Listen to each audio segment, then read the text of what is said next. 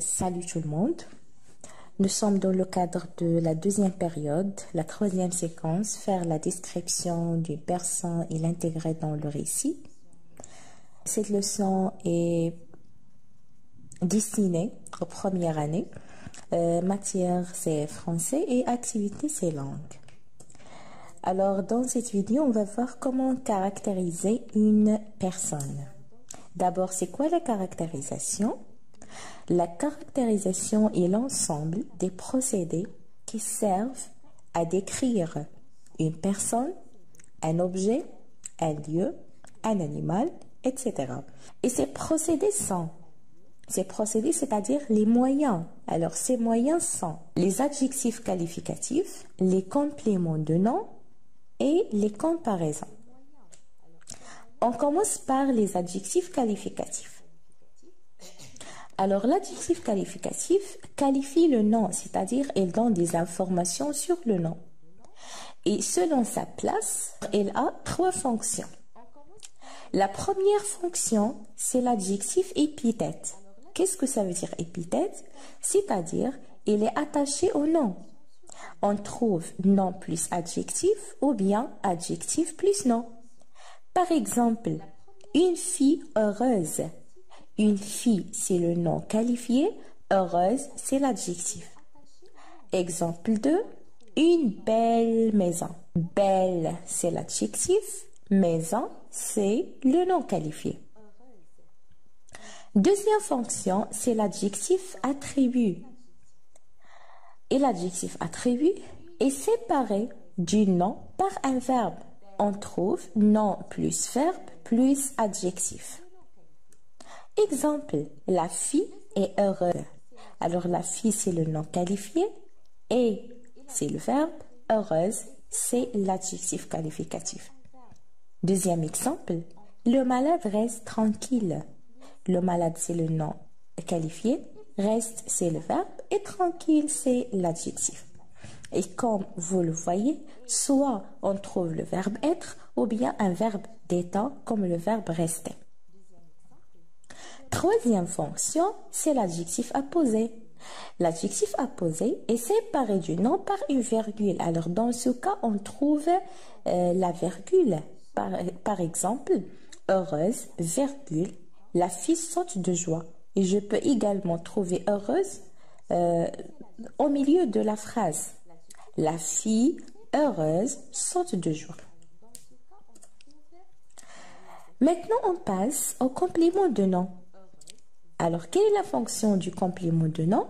Il complète le nom et il est introduit par une préposition, soit la préposition à, de, pour, dans, sur, etc.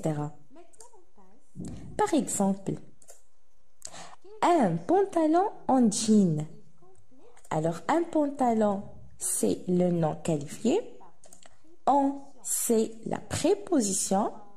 Jean, c'est le complément de nom.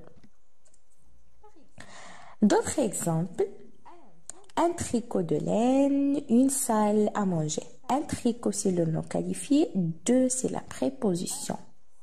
Une salle à manger, préposition plus complément de nom. Alors, toujours le complément de nom est introduit par une préposition. Troisième procédé ou bien troisième moyen de caractérisation, c'est la comparaison. Et pour comprendre c'est quoi la comparaison, je vous donne deux exemples. Alors regardez bien cette première image. Que représente l'image? Elle représente des dents.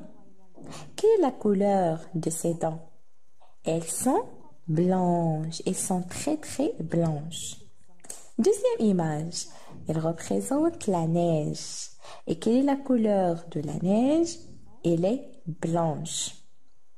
Alors, le point commun entre les dents et la neige, c'est la couleur blanche. Alors, regardez bien la phrase. Ces dents étaient blanches comme la neige. C'est-à-dire, les dents et la neige, ils ont la même couleur, la couleur blanche. Regardez avec moi le deuxième exemple. Dans cette image, on voit un pantalon. Quelle est la couleur de ce pantalon? il est bleu. Deuxième image, on voit le ciel. Comment il est le ciel? Il est bleu également. Alors regardez la phrase. Son pantalon était bleu comme le ciel. C'est-à-dire ils ont la même couleur, la couleur bleue ou bien la couleur bleu ciel. Maintenant, on passe au portrait. Parce que si je veux décrire une personne ou bien si je veux caractériser une personne, je dois préciser ou bien je dois donner des informations sur 3 portraits. Premier portrait, c'est le portrait physique. Le deuxième, c'est le portrait moral. Et le troisième, c'est le portrait vestimentaire. On commence par le portrait physique. Alors, regardez bien l'image. Lorsque je pars sur le portrait physique, alors je pars sur le corps. Je pars sur le visage, les cheveux, la taille. Alors, je décris tout ce qui a une relation avec le corps de cette personne. Alors, regardez par exemple, il a les yeux verts, marron, bleu, noir, également les cheveux châtain, blanc, brun, ou bien la forme. Est-ce qu'il est frisé, raide, ondulé, court ou bien long? Est-ce que cette personne, il a la barbe, il a une moustache, il a un gros nez ou bien un petit nez, et ainsi de suite. Pour le portrait moral, si je décris le portrait moral d'une personne, alors je décris son caractère, je décris sa personnalité. Par exemple, est-ce qu'elle est heureuse ou bien triste, fâchée ou bien étonnée, il est fatigué ou bien il est malade. Alors, je décris le caractère de cette personne. Pour le portrait vestimentaire, je décris les vêtements que porte cette personne. Maintenant, on passe au texte 1, page 125 du manuel Parcours. La jeune femme était grande, blanche, elle avait les yeux bleus foncés, la bouche rose, les dents comme de l'émail. Dans son expression, on lisait l'orgueil. Elle était inquiète et triste. Sur sa tête, elle portait ce voile de soie noir, nommé mésaro, qui sied bien aux femmes. Son costume en velours était propre, mais de la plus grande simplicité. Comme vous le remarquez, dans ce texte, il y a 3 paragraphes. Dans le premier paragraphe, on décrit le portrait physique. Je décris les yeux, la bouche, les dents. Alors, c'est le portrait physique. Deuxième paragraphe, c'est le portrait moral. Elle était inquiète, elle était triste.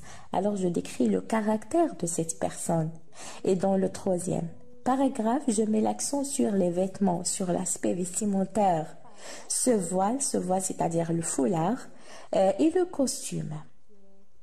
Maintenant, qu'est-ce qu'on va faire? On va relever tous les moyens de caractérisation que nous avons vus. Alors, tout ce qui est en bleu, ce sont les adjectifs.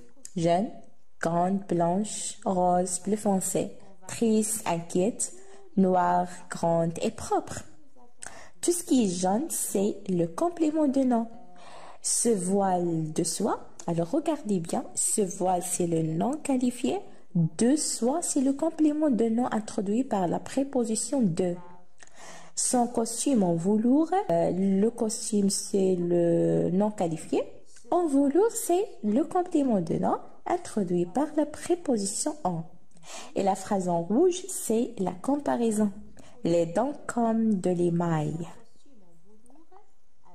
On passe aux questions. La première question, quel est le personnage décrit dans ce texte? Alors, le personnage décrit, c'est la jeune femme. La jeune femme. 2. Je relève les caractérisants qui indiquent un portrait physique, un portrait moral et une tenue vestimentaire. Alors, pour le portrait physique, il y a grande, blanche, bleu foncé, rose, comme de l'émail. Et pour le portrait moral, inquiète et triste. Pour la tenue vestimentaire, de soie noire, en velours, propre.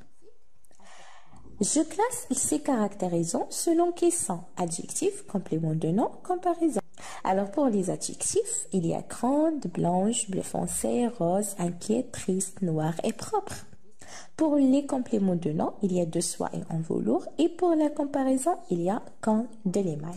En guise de conclusion, pour caractériser le portrait physique ou bien le portrait moral ou vestimentaire d'une personne, je dois utiliser les moyens de caractérisation, les adjectifs qualificatifs, les compléments de nom et les comparaisons. Travail à domicile, faites les exercices page 126. Je m'entraîne et je réinvestis. Vous pouvez m'envoyer les réponses sous forme de commentaires sous la vidéo et je vous souhaite bonne chance.